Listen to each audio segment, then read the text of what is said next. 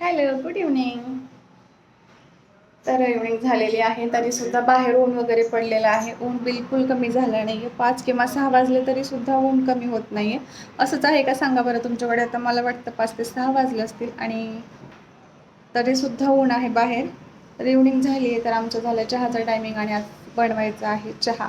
आमच्याकडे चहा बनत नसतो इव्हनिंगला, पण आज मला अशी आज्ञा भेटली आहे की चहा बनवायला पाहिजे, चहा पाहिजे. त्याच्यामुळे म्हटलं आता आवाज आला, तर आवाजाला आता चहा बनवायचा आहे. म्हटलं तुमच्यासोबत शेअर करावा इव्हनिंगचा चहा. तर आता मी जाते चहा बनवायला. तर मी कसं बनवते चहा तुम्हाला दाखवते. बघू आपण राज काय करतो इकडे. चला तर मग आता आपण आलोय किचनमध्ये आलं आणि फक्त चहाच बनवला असं कधी झालं नाही. इव्हनिंग तर झाली आहे, फक्त चहाच तर बनवायचा आहे. पण एक साईडला इकडे चहा ठेवणार आहे आणि बाकीचं पण मी इकडे आवरून घेणार आहे. तर चहा बनवण्यासाठी सर्वात अगोदर लागतं महत्त्वाचं म्हणजे काय, दूध आहे. इतकं पातीला भरून पण एवढा चहा घेणार नाहीये किंवा एवढं दूध घेणार नाहीये, ते एक्स्ट्रा दुसऱ्याच गोष्टीसाठी आणलेलं आहे.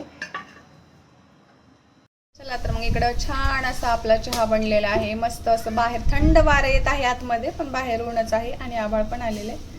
आणि त्यासोबत माझे फेवरेट असे बिस्किट ना मला खूप आवडतात बरं का. जास्त कुठे काही भेटत नाही.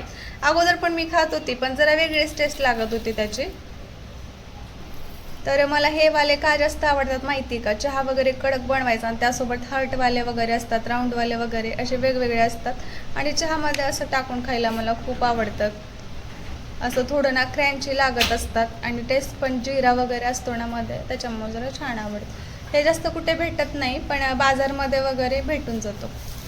तर मी आणलं हे, मलाही माहिती नव्हतं माझ्याकडे आहे म्हणून. तर खूप घाईमध्ये मला आता मी चहा घेऊन येत होती ना किचनमधून इकडे, तेव्हा मला ते भेटलं.